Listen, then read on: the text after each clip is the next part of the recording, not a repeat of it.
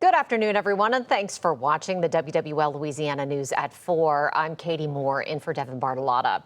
Let's begin today with the top headlines for you. After severe storms moved through yesterday, leaving damage and flooding in many communities, we are now keeping an eye on the possibility of more storms over the weekend. So we want to get a first check of your forecast now from meteorologist Alexa Trishler. Alexa, what are you thinking? We were hearing it was going to be dry, but you think maybe more storms? I do think we're going to see a few more storms. Even a few storms are possible tonight, and then we're going to see some more tomorrow in the afternoon. We've got storms and heat. We're cleaning up from yesterday's significant damage that we saw, and it was extremely hot and muggy today. Temperatures right now are in the mid-90s, mostly some upper 90s in a few spots, 94 in Thibodaux, 97 in Mandeville. Here's what our feels like temperatures are right now. Up to 108 is how it feels in Homa. Feels like 102 in Slidell, 104 in Kenner. I did want to give you an update on the river levels because we were expecting them to rise, and they did, but all of our rivers on the North Shore and South Mississippi have already crested and are falling, so that's a good thing.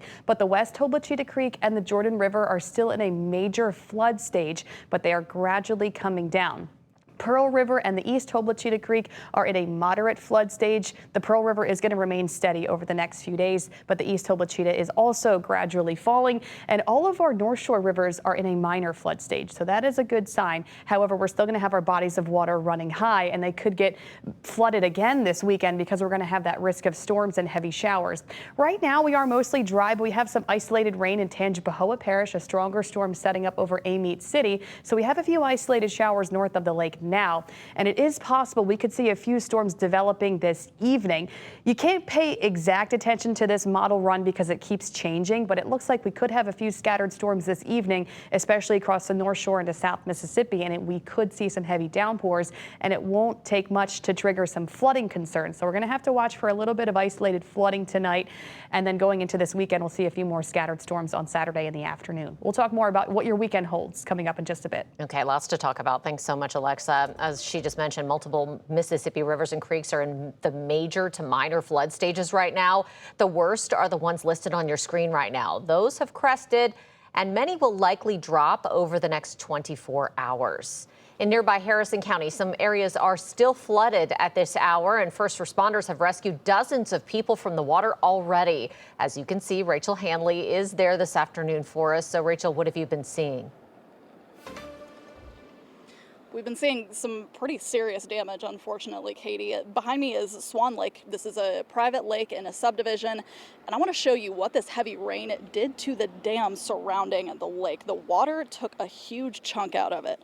Thankfully, first responders here earlier told me that no people or properties were in danger from this water, even though I know it's pretty dry right now, but when we were here a few hours ago, you should have seen how much water was flowing through that breach. It was really something to see. You can see maybe even the water line on the lake where those rocks are kind of stacked up at the edge of it. That's where the lake was before, and over the course of this dam breach, this is how much the water has dropped. So we're talking about a huge amount of water.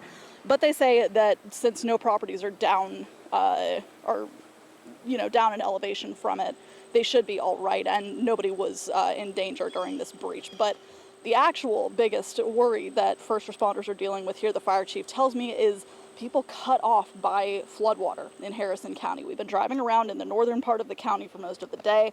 It's pretty hilly. We would go for miles without seeing any flooding, and then all of a sudden an entire road would be underwater. We've also seen a few spots where the road has washed out completely. Both of the spots we're showing you are on McHenry Road. The fire chief says they've had more than 50 water rescues. They've saved people from cars, homes, and even people who were stuck in trees. That number is still going up. I've talked to some residents that said they've lived here their entire life and had not seen the type of water that they had in their neighborhoods and in their community in their entire life. And we're talking, a gentleman that I talked to was 80 years old.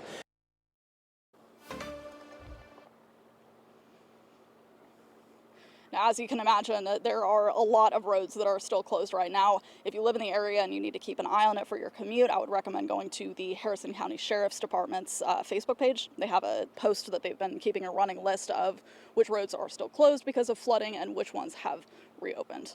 In Gulfport, Rachel Handley, WWL, Louisiana. All right, thanks so much for that, Rachel. We appreciate it. Remember, you can always find the latest updates on this story, live weather radars, and all of today's headlines on our website, our social media pages, and our free app for your phone or your TV.